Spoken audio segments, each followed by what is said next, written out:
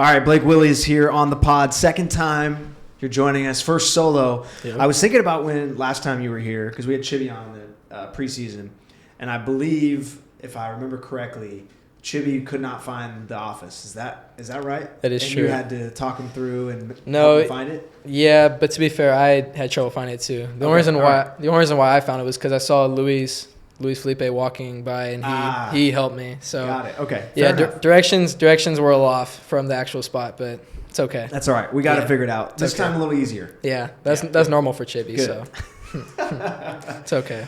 You played really well opening night.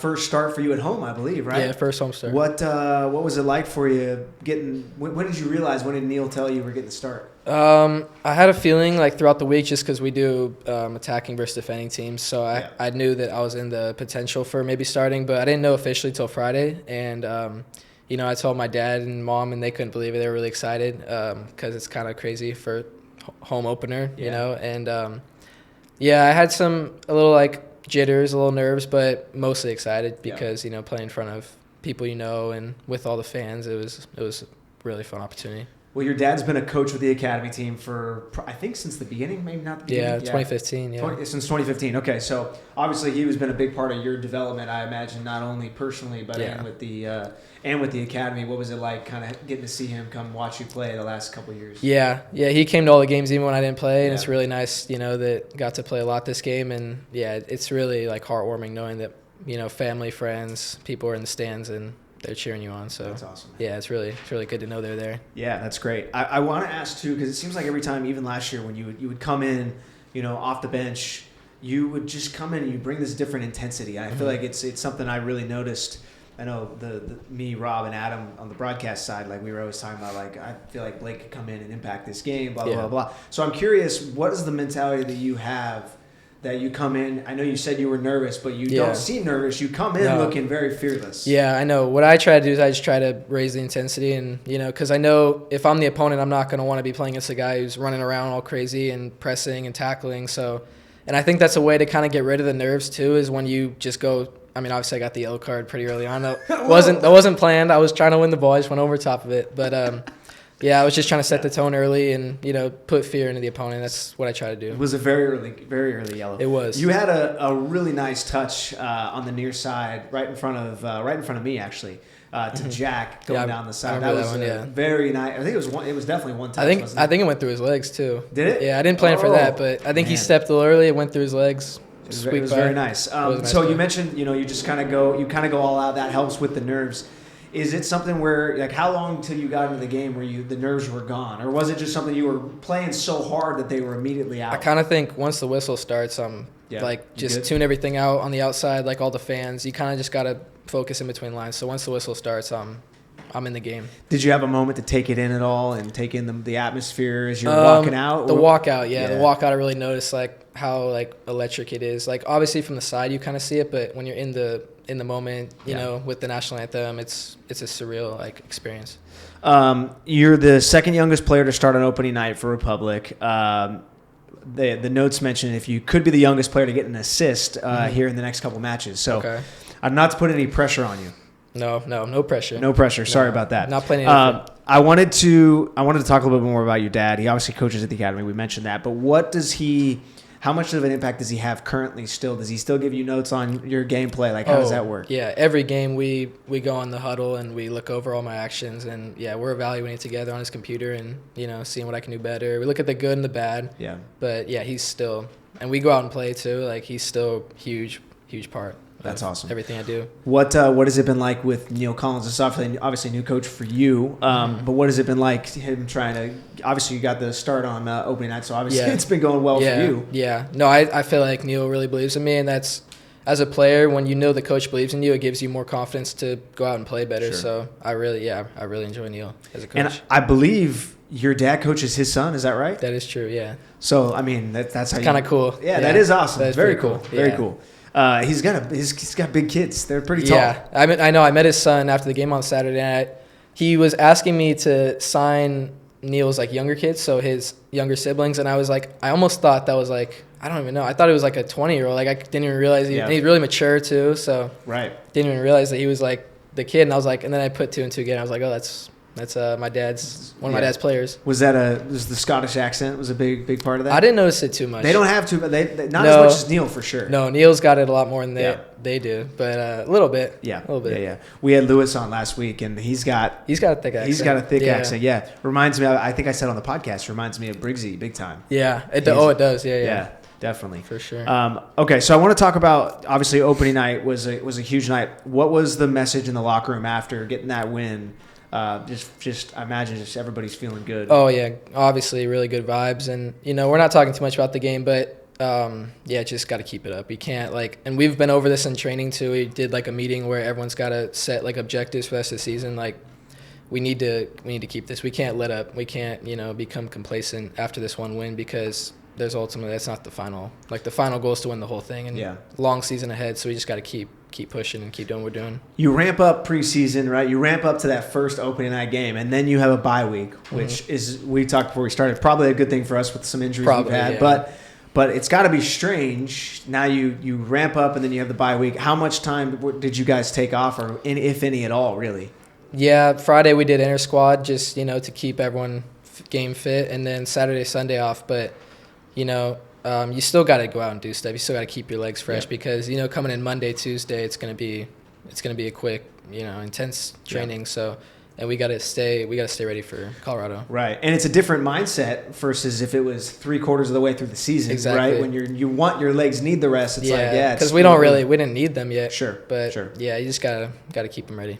You mentioned Colorado on Saturday. They're the reigning champs. Mm-hmm. They came in, and that final game of the regular season last year kind of came in and stole it last second. I remember that. Yeah. And then that really helped them that was a huge turning point for them. Huge switch, yeah. So what is it like trying to dethrone them a little bit on this Saturday? Obviously there's a little bit of bad blood with them because they came into our home last year, and ultimately, we were about to have the home seed, and then they kicked us all the way to 5th. Yep. So, there's we got to get revenge on them for that. It's a big turn of events from last season. They probably don't remember it, but I know a lot of the guys from last year. Yeah.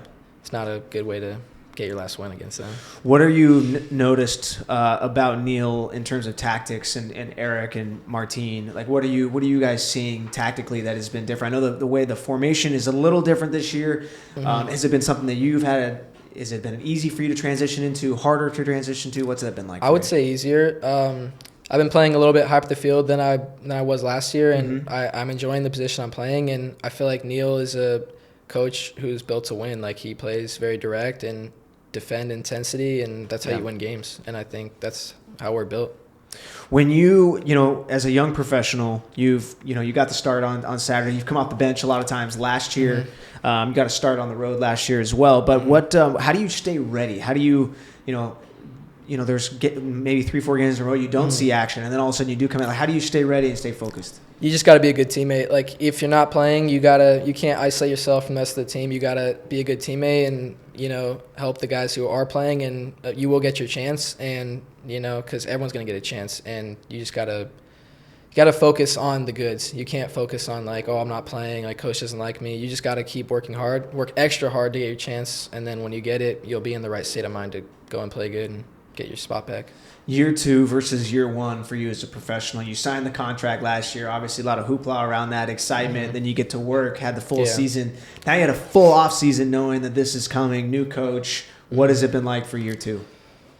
I know I've grown a lot this in 1 year because such a young age, every year counts a lot. So with a year under, of experience, it's not a lot, but it's a lot more than it's kind of exponential when you're young because I've never been in a pro environment before, and I feel a lot more confident going into this year, knowing that I've done it from last year.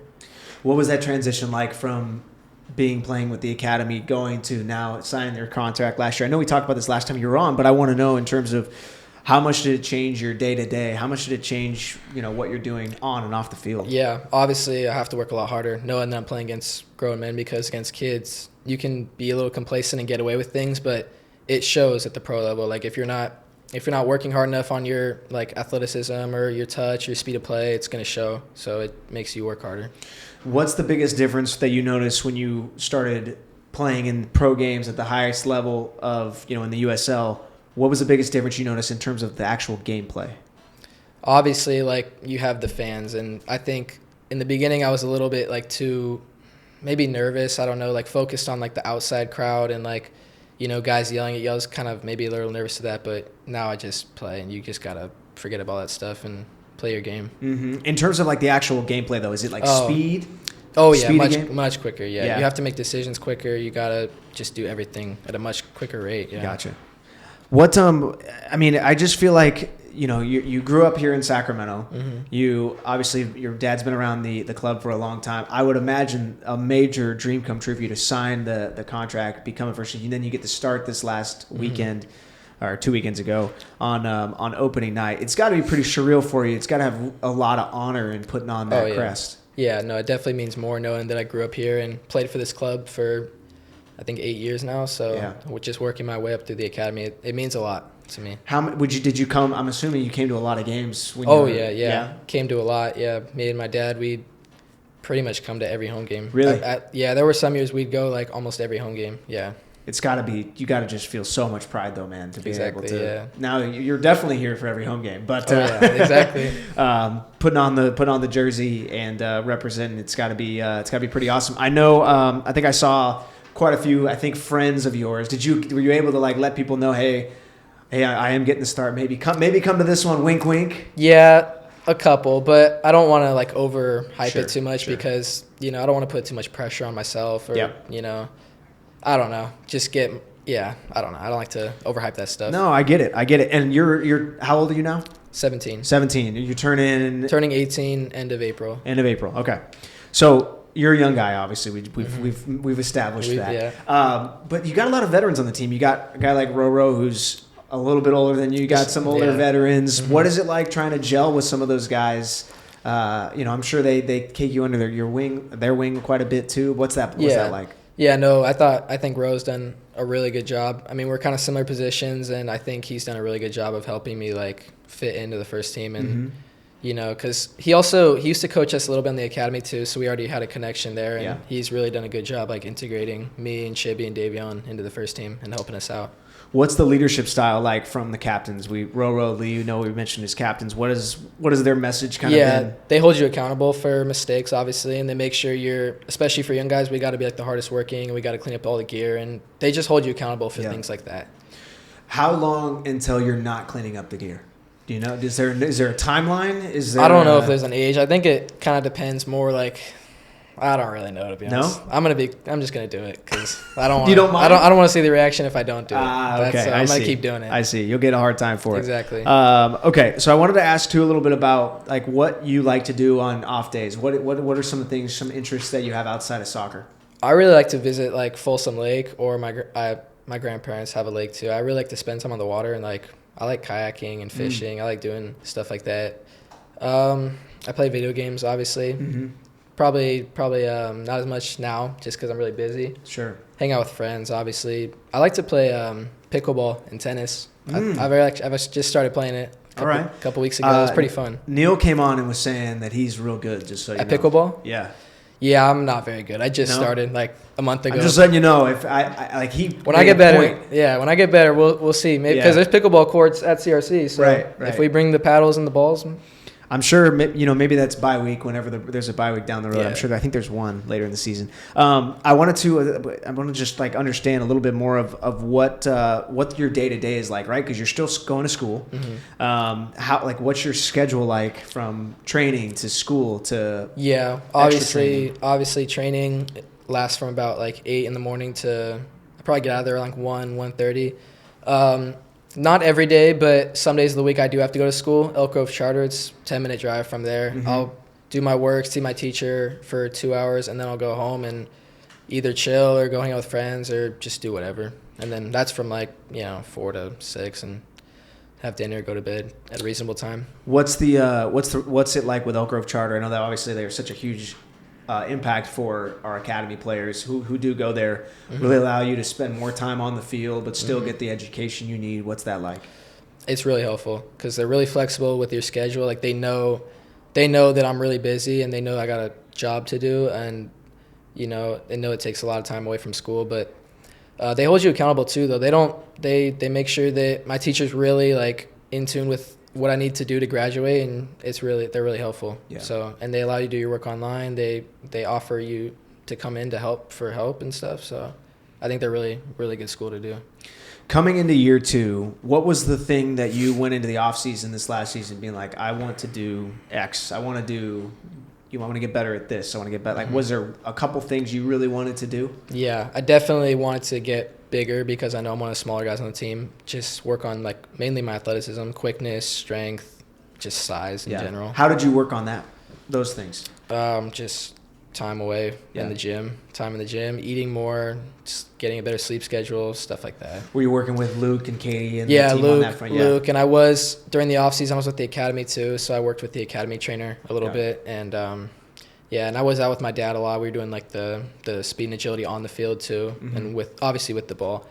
But I was mainly focused on like trying to get more athletic. During the off season. What are some of the drills and things that you were doing to get to that level? We did a lot of running mechanics. I don't know if you heard of that, like A skip, B skip. Yep. We do a lot of those things and just like different cone drills, change of direction, short areas, and then obviously some long sprints too. Yeah. And then with gym, I just do a lot of like heavy lifting because in the off season you're allowed to be more sore since you don't have training. So I try to do a lot of heavy lifting, get really sore, and then take a couple of days off. But you can't do that during the regular season. You gotta stay ready.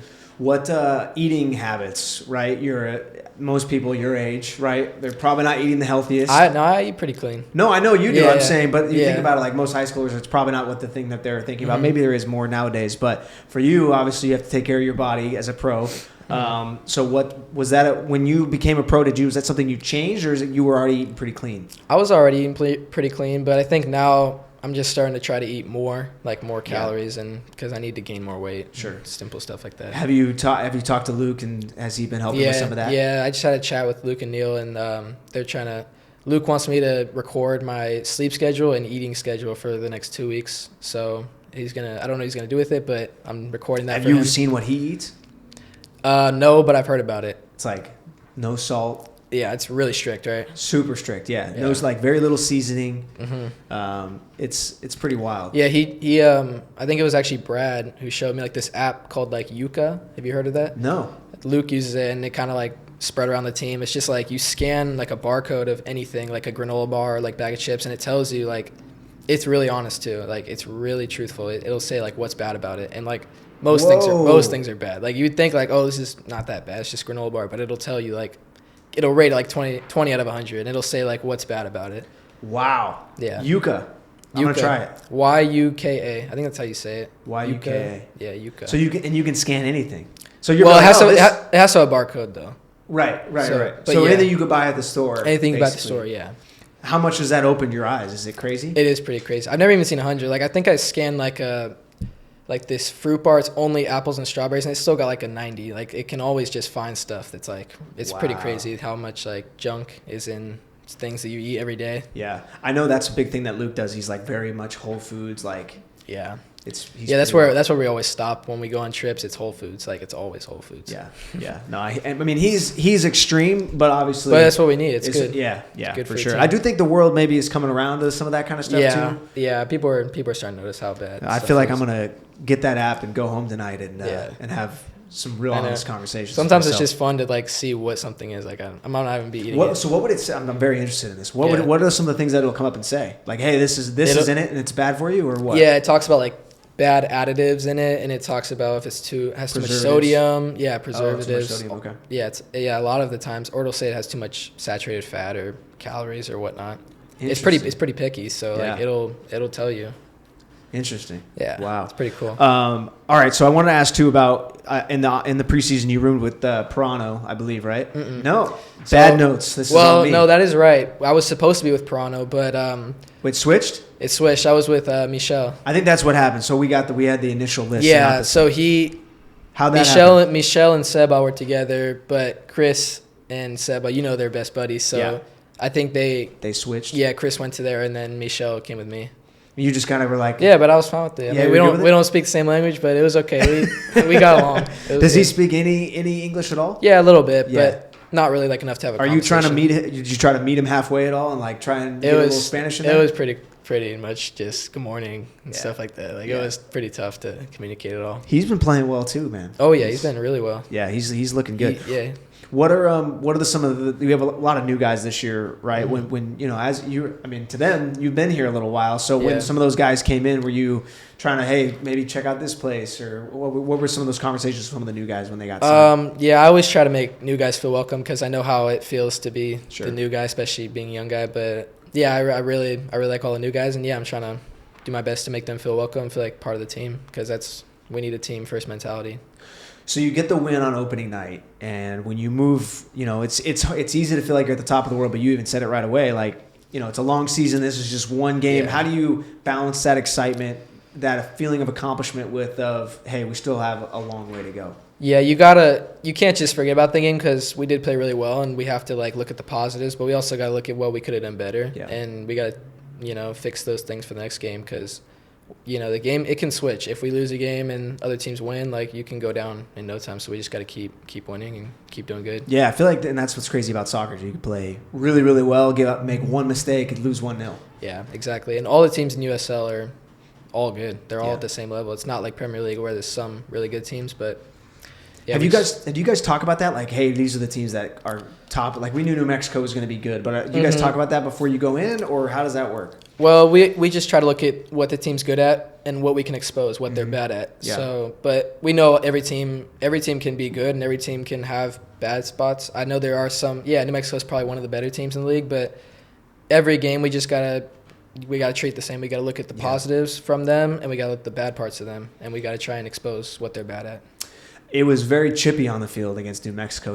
I would say you maybe kicked it off. I maybe started a little bit. Yeah, you may have started a little bit of it. It's okay. But, I'm sure that's part of the fun. It helps the intensity level. What was that like being a part of that? Yeah, I feel like I like being part of those games where it's a little bit like just more than soccer, where it's a little bit more about passion. And, obviously getting stuck in the tackles it's pretty fun to do. Yeah. But got to watch out. I can't get a second yellow. That would have been bad if I got to. Yeah, you can't get a second yellow. Especially at that point. Kind of limits me a little bit when I get the yellow early. But, yeah, it's fun to be a part of the games where it's a little chippy. Is that the earliest you've ever gotten a yellow? Yeah, I don't even really get yellow cards at all, really. I don't. Yeah. That must be the earliest. It was literally the first minute. Yeah, I know. I don't think I was even prepared. It came out quick. I literally, the ball was right there.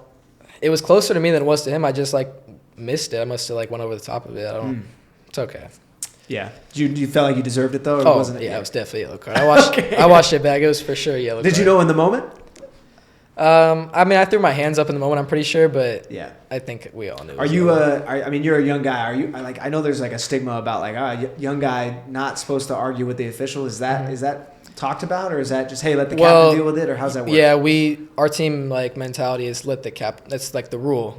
Only let the captain talk about it because refs aren't afraid to book guys for talking to them. So yeah, I just stay away from that stuff.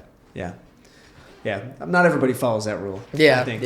Some people get upset. I get it. It's okay. I get it. No, I get it. When you get a bad foul or somebody takes you out when you feel like they deserved a yellow and they didn't get it. But all right, last thing before you go, I think I hit everything. Yeah, we talked about a lot. It's good stuff. I want to ask you. We always ask guests to bring a question for me.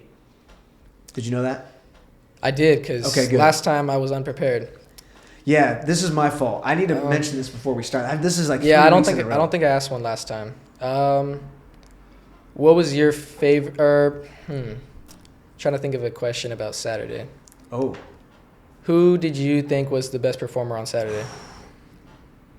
I'll be honest, dude. I thought you were up there, man. You really don't give it to me just down. No, I'm serious. Yeah, I know. I feel like a lot of us came. I was like, "Ooh, man, Blake looked really good." I feel like there's been many times you come off the bench. And I was like, man, Blake brought, and that's why I mentioned this, because you brought a lot of intensity. I thought a lot of guys played well. I would say you were up there. I mean, Lewis obviously drew the yellow card, or drew the red penalty, and scored. I feel like Russ deserves some shout. He probably should have scored on the header. He was unlucky not to. Still led to a goal though, so that's okay. Yeah, right. Yeah, but unlucky not to. So I would say Russ. There's a lot of guys I could mention in that group. I mean, Luis and Nick both played well. Yeah. I mean, tough. Lee and Ryan both went down. They played. I thought they looked solid. Jack played well. Danny played well. So, I mean, I just listed a lot of guys. But I would say if I had to pick one, I mean, our man of the match was Lewis. He drew the penalty. But who do you think? In terms of game impact, Just who do you think? I would say probably Cicerone. Okay, that's fair. I thought he did really well too. Yeah. I think that's fair. And I was excited for him because, year one when he came to SAC, he was like flying. Mm-hmm. Had to deal with some injuries last year. Yeah, that was tough. So it's good to see him back. I'm hoping for a big year, and I think his expectations are high for himself too. Oh yeah. That's an intense dude. He is. He's very competitive. Yeah, and I know, like I've talked to Katie about it. He's like, that dude wants to be on the field at all times. Yeah. Is he like that at training too? Is it scaled down? Oh yeah. No, he's a competitor. Yeah, but it's a good thing. Yeah, no, for sure. I love that question. That's a good one. I wasn't expecting that. Yeah, so, Blake, man, congratulations on the opening night start, man. You played so well. Excited to see you continue to do that on the pitch, and thanks for coming in, man. Appreciate it. Thank you for having me. Yeah.